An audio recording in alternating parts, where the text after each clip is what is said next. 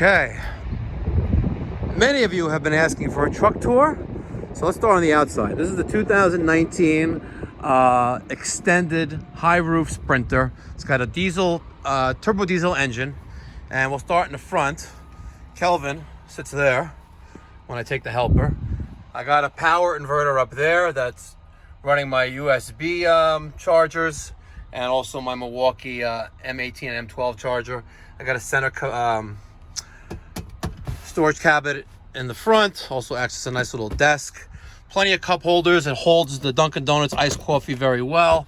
Stock radios pretty well. USB-C there, and there's some more USB-C adapters there.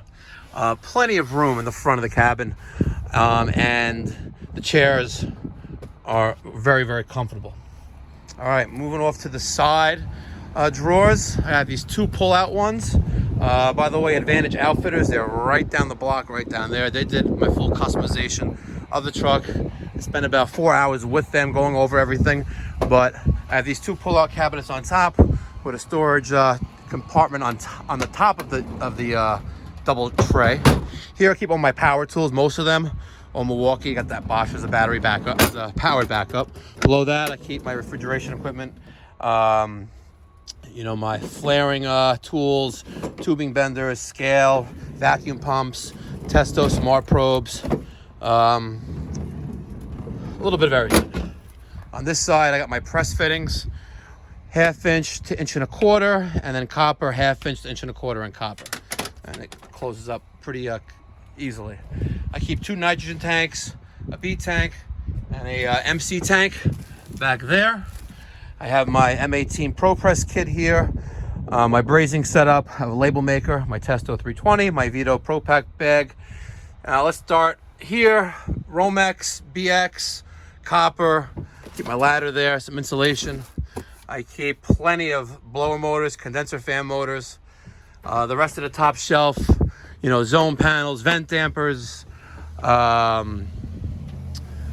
hydronic zone valves, gas valves, aquastat fan centers, retrofit kits, more dampers on top here. I got ultraviolet lights. We put a lot of them in. Condensate neutralizer, spare bulb. I got gloves in case I need to help with snaking out anything, which I don't hardly ever do. Condensate pumps behind there.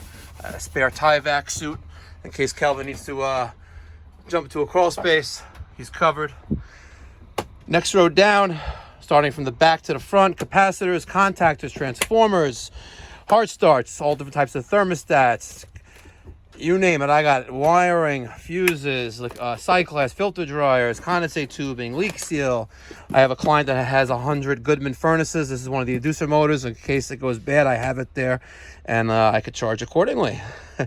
Furnace controls, I got a little bit of everything there. I can get it up and running. I have universal kits by Honeywell and Emerson White Rogers.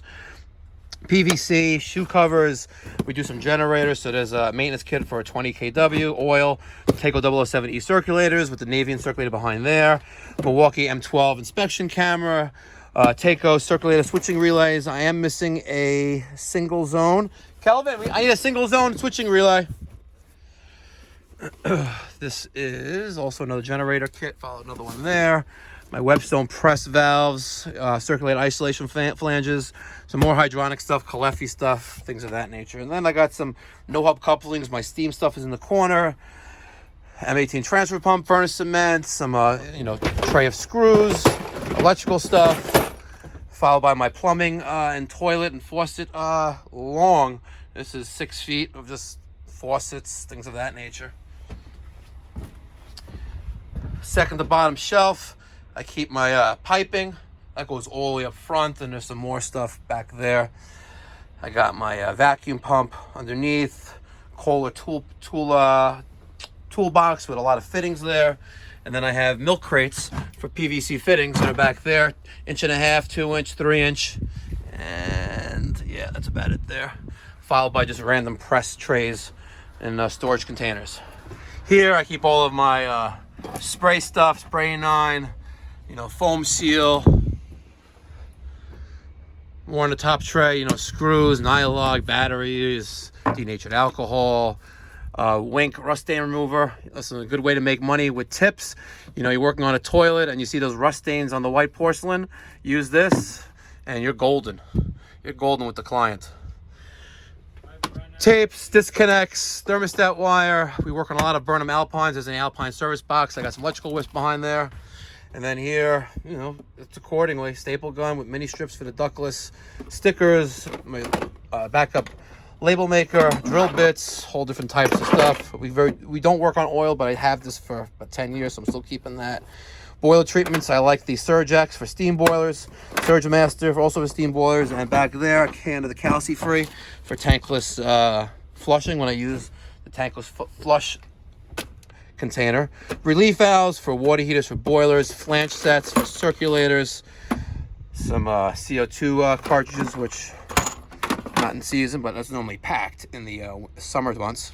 Port caps, all different types of igniters, steam vents, called the steam valves actually, Navian parts, Grease-X and Root-X, some Centrotherm stuff, solder and flux, pressure switch, pressure tubing, some pool parts, Hayward and Jandy we work on, thermal couplings, pilots and tubing, float switches, Johnny bolts for toilets, electrical stuff, 1.25 inch, 1 inch, 3/4, and 1/2 inch valves, followed by the fittings for those, screws, bolts, nuts, condensate neutralizer refill, nipple trays, and the Sani Best Sani Flow neutralizer and condensate pump built into one. And I keep my refrigeration tanks there. And that's about it. This is nice. It's long, and it works out very well for me. So I hope you like this little tour of it. Let me know your thoughts. Honestly, let me know your thoughts, feedback, comments, criticism. Let me know what you have done better. I may have put some more trays up here and on the top because it is kind of dead space up there. But you know, this thing is pretty well maxed out and stocked up. You know, one of my sayings is, you know, it's on the truck. The parts in the truck, almost 99% of the time, we can get it up and running, with the exception of those inducer fan motors for those furnaces. You can't keep 100 of them on your truck. Just don't have the room, and I don't drive around a tractor trailer. Got an extension ladder on top. I got my R22 and heat pump gauges here. I do a lot of pressure tests with this. And I got the hose. I got the extending ladder here, hose and stuff on that side. And of course we got Kelvin. It does not come with the truck, but he's good. He's a good cleaner. He cleans well, sometimes, not all the time. And I don't know what that guy's doing, stealing the recycling bucket, but whatever. So there you have it. But really, I would like to hear some feedback, comments, and let me know how you would do things differently with this truck if you had it. Or if you had...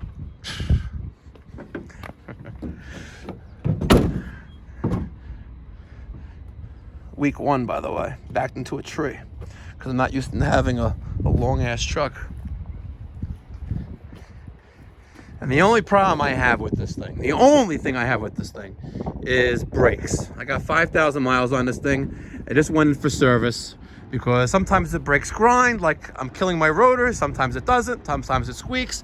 And Mercedes, if you hear this, I'm very disappointed.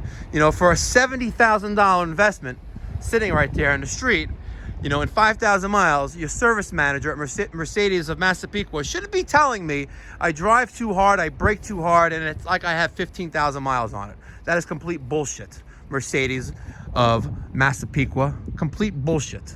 All right? This is not my first Sprinter. I know how to drive. I drive efficiently. I drive safely. But your brakes, they suck. Thanks for watching.